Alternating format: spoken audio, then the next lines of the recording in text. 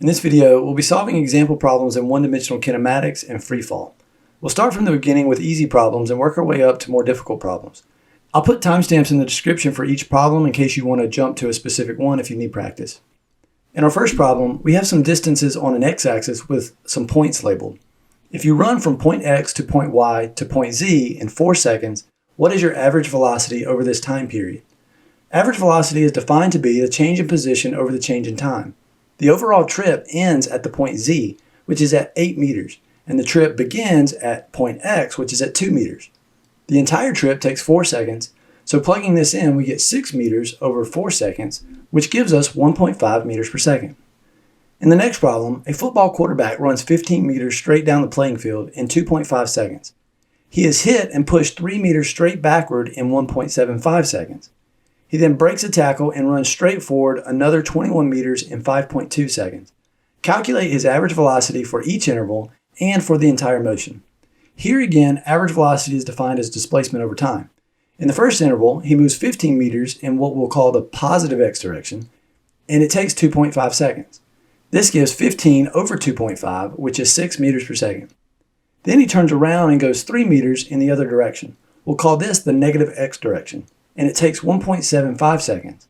This gives minus 3 over 1.75, which is minus 1.71 meters per second.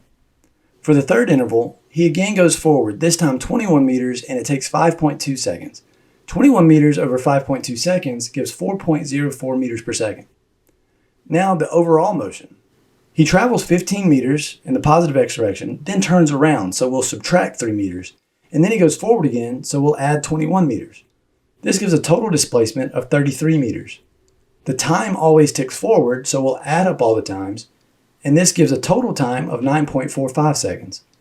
Now 33 meters over 9.45 seconds gives an average velocity of 3.5 meters per second. In the next problem, a cheetah can accelerate from rest to a speed of 30 meters per second in 7 seconds. What is the acceleration, assuming it is constant? So let's begin by writing what we know. The cheetah starts from rest, so the initial velocity is 0, and we'll say the cheetah moves in the positive x direction. The cheetah reaches a final velocity of 30 meters per second, and the time interval it takes is 7 seconds. The acceleration is constant, so this means we can use our kinematic equations. I'll write our kinematic equations to the side for this problem, but I recommend having them handy for the rest of our problems. If we take a look at what we're given, or what values we know for the problem, we don't know anything about how far the cheetah travels. 4 of our 5 kinematic equations involve position or displacement. So first, we'll see if we can use the remaining equation first. The second equation in our list has what we're looking for, and we also have all of the other values in the equation, so we can solve for the acceleration.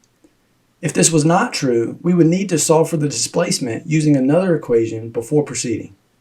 We can get rid of the initial velocity since it's 0, then divide by time to solve for acceleration. Plugging in 30 meters per second and 7 seconds, we get an acceleration of 4.3 meters per second squared. In the next problem, a commuter backs her car out of her garage with an acceleration of 1.4 meters per second squared. How long does it take her to reach a speed of 2 meters per second? And in part B, if she then brakes to a stop in 0.8 seconds, what is her deceleration? Writing what we know, the acceleration is 1.4 meters per second squared. The final speed is 2 meters per second, and we want to find the time it takes to reach this speed. Now there is one other piece of information that is implicit to this situation. We know when you get in a car and begin to back up or drive, the car is at rest before you start accelerating. This isn't stated in the problem because it should be deduced from the situation. Now looking at what we're given, like the last problem, we have no information about position or displacement. And looking at the same equation as before, we have everything we need to solve for time. Getting rid of the initial velocity and dividing by acceleration to solve for time, we get 2 meters per second divided by 1.4 meters per second squared for a time of 1.43 seconds. In part B, the commuter brakes or decelerates in 0.8 seconds, and we want to find the deceleration. We have the time, and we know the commuter was going 2 meters per second at the end of part A. The problem also states that she brakes to a stop, so the final velocity or speed is 0. Notice we can use the same equation as in part A, but now we know the time and we are looking for the acceleration. Getting rid of the final speed and solving for acceleration, we get minus 2 meters per second over 0.8 seconds, which gives minus 2.5 meters per second squared. Notice the minus sign. The commuter was moving and then stopped, which means they slowed down or accelerated in the opposite direction, which is why we got the minus sign. Anytime we get a minus sign, we should know why it's there and make sure it agrees with what we expect should happen. In the next example, a hockey player uses a slap shot to accelerate the puck from a velocity of 8 meters per second to 40 meters per second in the same direction. If the shot takes 3.33 times 10 to the minus 2 seconds, calculate the distance over which the puck accelerates. We know the initial speed is 8 meters per second and the final speed is 40 meters per second. This takes a time of 3.33 times 10 to the minus 2 seconds. And we're looking for displacement, or distance, since the motion is in the same direction. We can do this a couple of ways. First, if we look at all 5 kinematic equations, there is only one that doesn't have acceleration, which is something we're missing. It also has what we're looking for, and we know all of the other values. Plugging into this equation, we get 0.8 meters. Another way to solve this problem would be to solve for acceleration, since it's the other value that we're missing. We can do this with the equation we've used before. Solving for acceleration, we get 961 meters per second squared. Now we could use multiple kinematic equations from here, so I'll just choose this one. Solving for delta x and plugging in, we should get the same result of 0.8 meters. In this problem, we want to calculate the displacement and velocity at time 0.5 seconds, 1 second, 1.5 seconds, and 2 seconds for a ball thrown straight up with an initial velocity of 15 meters per second. And we'll take the point of release to be equal to 0, so why not equal 0? We know the initial velocity is upward, so it is positive with a magnitude of 15 meters per second. Since this ball is only under the influence of gravity, it is in free fall, so the acceleration is minus g. We'll look at each time individually, and we want to find the displacement upward and the velocity. Since we are given the initial velocity and time, and the acceleration of free fall is known, there is an equation where we can immediately plug in and solve for delta y. There is also an equation where we can immediately solve for the final velocity vy. Doing this for the first time that we're asked for, we get a displacement of 6.275 meters and a velocity of 10.1 meters per second. The values for the other times will be found the same way, but I'll just write down the results. Notice that the displacement values increase until part C and then decrease. The velocity values decrease until part C and then continue to decrease and become negative.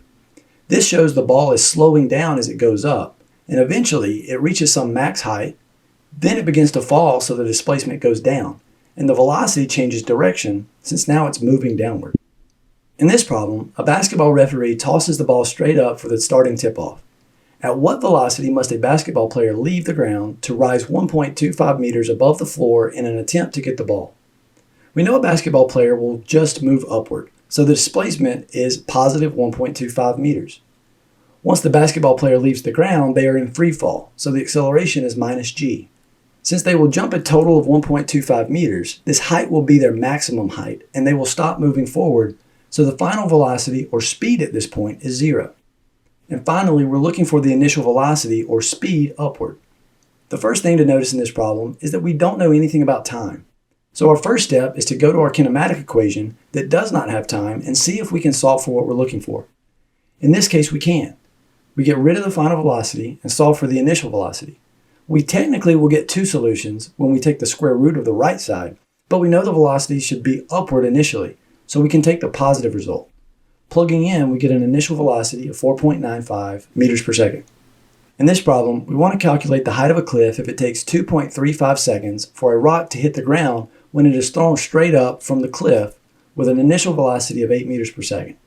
Then we want to find how long it would take to reach the ground if it is thrown down at the same speed. I'll draw a little illustration, which is always good to do if it helps. Initially, a rock is being thrown straight up, so the initial velocity is positive 8 meters per second. It takes the rock a total time of 2.35 seconds to go up, stop, and come down past the cliff and hit the ground below. The rock is in free fall, so we already know the acceleration. Since the rock starts at the height of the cliff and ends at the ground, the displacement will give us the difference between the two, which will be the height of the cliff. Since the rock is moving downward, the displacement will be negative, but we know heights are positive, so we'll just take the magnitude once we find it. We have an equation with displacement, and we have all of the other values. Plugging in, we find the displacement is minus 8.26 meters, meaning the ground is 8.26 meters below the cliff. So the cliff is at a height of 8.26 meters above the ground. For part B, instead of throwing the rock upward, we are throwing it downward at 8 meters per second, So now the initial velocity is negative. The acceleration is the same, and now we know the displacement from the cliff down to the ground will be a minus 8.26 meters. Again, the minus sign is since it is moving downward. We have a couple of options. First, we can use this kinematic equation to solve for the time since it is the only value we're missing. However, there is a t and a t squared. So this is a quadratic equation, and we will need to use the quadratic formula. This means we need to write our equation in standard form, find our coefficients a, b, and c, and then plug in to find our two solutions. Then we would need to select the correct solution based on our situation. For example, if we get a negative solution for time, we know that isn't the correct solution. This option only involves using one equation, but has some smaller steps in the setup. Instead, we could use two kinematic equations. We're looking for time, but we also don't know the velocity when the rock hits the ground. We can find this using the equation without time. When we take the square root on both sides to solve for final velocity, we get two solutions and should choose the negative one, since the rock is moving downward just before it hits the ground. This gives a final velocity of negative 15 meters per second. Now that we have more information, we can choose another kinematic equation to solve for time like this one. Rearranging and being very careful not to lose a minus sign, we get 0.75 seconds for the time. This answer feels right since it is much less than the time when the rock was thrown upward, which is what we would expect. In the next problem, a kangaroo can jump over an object 2.5 meters high. In part A, we want to calculate its vertical speed when it leaves the ground, and in part B, we want to calculate how long it is in the air. We know the displacement will be a positive 2.5 meters. The kangaroo will be in free fall while it is in the air, so the acceleration is minus g. And when it reaches a height of 2.5, its velocity will be 0 since it's at the top of its jump. For part A, we don't know anything about time, so we go to the equation without time. This equation has initial velocity, and we know all the other values. We know our solution should be positive, and when we plug in, we should get a positive 7 meters per second. Now for part B. We can add the initial velocity to our list of knowns. If we want to find the total time all at once, we can look at the motion from the time the kangaroo leaves the ground to the time where it lands. This means the displacement will be 0 instead of 2.5 meters since it will come back down to where it started. Using this kinematic equation and getting rid of the displacement, we can divide by time on both sides to get rid of 1t. Then solving for time, we get 1.4 seconds. Since the kangaroo is landing at the same height it jumps from, we can also find the time to reach max height, and then double this value to find the total time in the air. In this case, the displacement is still a positive 2.5 meters, and the final velocity is 0. Solving for the time to max height, we get 0.7 seconds, and doubling it again we get the total time of 1.4 seconds. Notice we get to choose the interval of motion we look at. If we stop when the kangaroo is in the air, the displacement is 2.5 meters and the final velocity is 0. If we stop the motion when the kangaroo is on the ground, the displacement is 0 and the final velocity would be minus 7 meters per second, since it would have the same speed going down at this height as it had going up at this height. There is even a third way to break up the motion. We could have looked at only the second half of the motion starting when the kangaroo was at its max height, falling 2.5 meters to the ground. Here the initial velocity would be 0 since the kangaroo starts at max height just like he were being dropped, and the displacement would be negative 2.5 meters since he would only move downward. This would allow us to find the time from max height to the ground, which again we could just double to get the total time.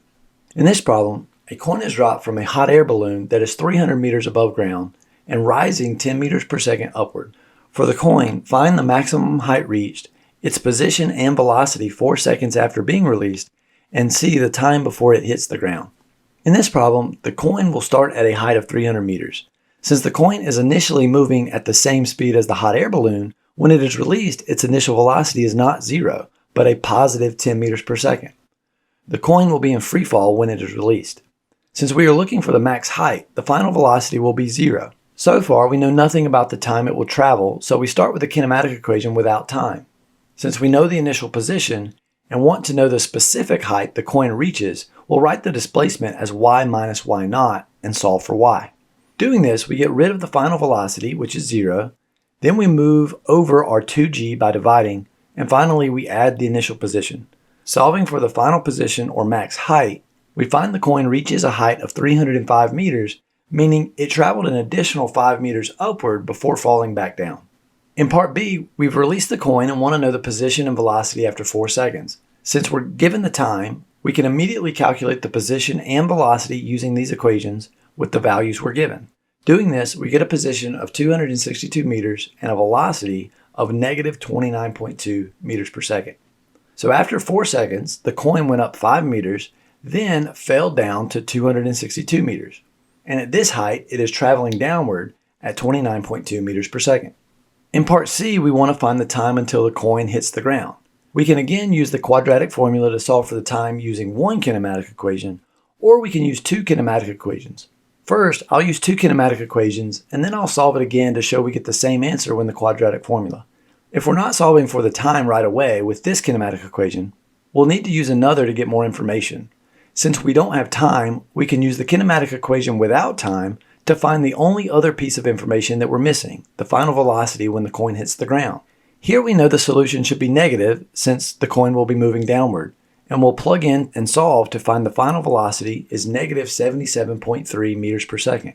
Now we can solve our short kinematic equation, or at least that's what I call it, and plug in our velocities with the value of g to get 8.9 seconds for the coin to hit the ground. Now let's use the quadratic formula. To do this, we need to get our equation in the form at squared plus bt plus c equals 0. I'll move our term with the t squared over to the left by adding, then the term with just t by subtracting, and finally I'll subtract y naught to leave 0 on the right side. Now comparing, we see that a is everything in front of t squared, or 1/2 g, which is 4.9. b is everything in front of t, which is minus v naught y, or minus 10. And c is just y minus y naught, which is our displacement, or minus 300 meters since the coin is moving downward. Plugging this carefully into the quadratic formula, we get two solutions, but one of them is negative, and we know that time should always be positive. We throw out this solution, and the solution that remains is 8.9 seconds, which is exactly what we found before. In this problem, we have a bus traveling down the interstate at 30 meters per second. Then a car moving at a constant 50 meters per second passes the bus. The moment the car passes, the bus begins to accelerate at 2.5 meters per second squared in order to catch the car. We want to find out how long it takes the bus to catch the car, and then how far down the road the bus will travel before catching the car. First, we'll write what we know: the initial velocity of the bus, the velocity of the car, which is constant, and the acceleration of the bus is 2.5 meters per second squared. Now let's think about what we're trying to find. We want to know when the bus catches the car. Physically, the bus will have caught the car when they are at the same place at the same time. And since the problem starts when they pass each other, this is the time when they have traveled the same amount of distance. So we'll find an equation for how far each vehicle has traveled as a function of time using what we're given.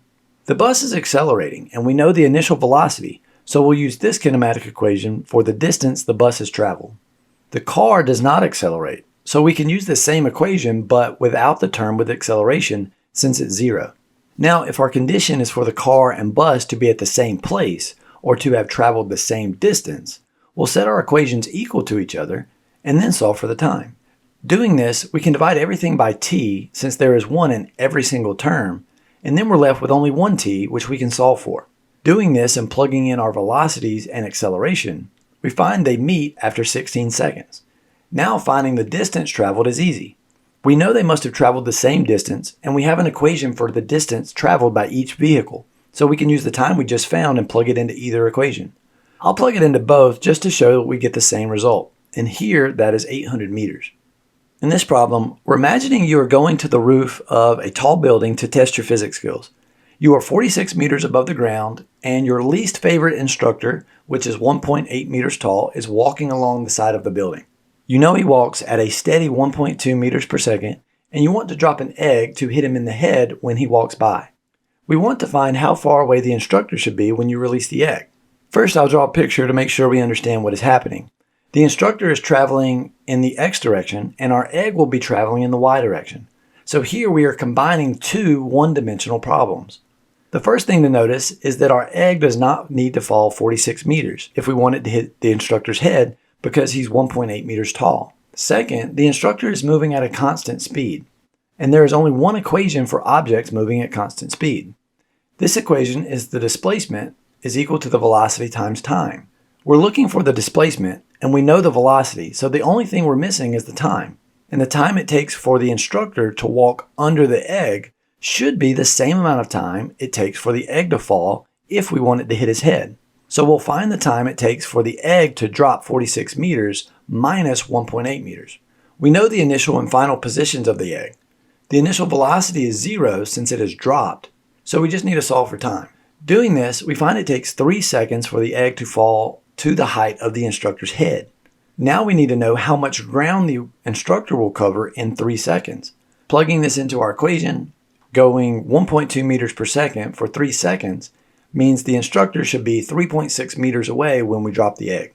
For this final problem, I wanted to include some calculus for students taking physics with calculus. You may have noticed calculus is used in deriving kinematic equations, but once we have the equations, we don't use calculus that much. We mainly use calculus to solve problems when we are given a function or we can find a function to describe the position, velocity, and acceleration of an object. In this problem, we are given the position of a particle as a function of time, and here we want to find the time when the particle reaches its minimum velocity. Then we want to find the value of this minimum velocity and the time when the acceleration is 0. The first step is to find the velocity, which is defined as the derivative of our position function with respect to time. Doing this and simplifying, we get 6t squared minus 12t. Now we want to find the time when the velocity is minimum. Remember from calculus, when we want to find the minimum of a function, we take the derivative of that function and we set it equal to 0. This means the slope of the function will be 0, and this will correspond to a local maximum or minimum. So if we want to minimize the velocity function, we need to first find its derivative. Doing this, we get 12t minus 12, and then we set it equal to 0. Solving for time, we find the time for velocity to be minimum is 1 second. Now that we know when the velocity is minimum, we can take this time and plug it back into our velocity function we found before to find the value of velocity at this time. Doing this, we find the minimum velocity to be minus 6 meters per second. The final question is really simple. We need to find at what time the acceleration is 0. Well, the acceleration is equal to the time derivative of velocity, which we have already found. Then we want to find when the acceleration is equal to 0. But since we found when the time derivative of velocity equals 0, we have already done this. The acceleration is 0 at a time of 1 second. Be sure to go through this and make sure you don't lose track of which derivative we need to take in each step. To find when a quantity is 0, you set that function equal to 0 and solve for the time. To find when a quantity is maximum or minimum, first take the derivative and then set it equal to 0 and then solve for time. Then don't forget our definitions of velocity and acceleration in terms of derivatives. We solved a lot of problems in this video, so I hope you got something out of this and it helped you understand how to approach and think through these types of problems. That's it for this video. I'll see you in the next one.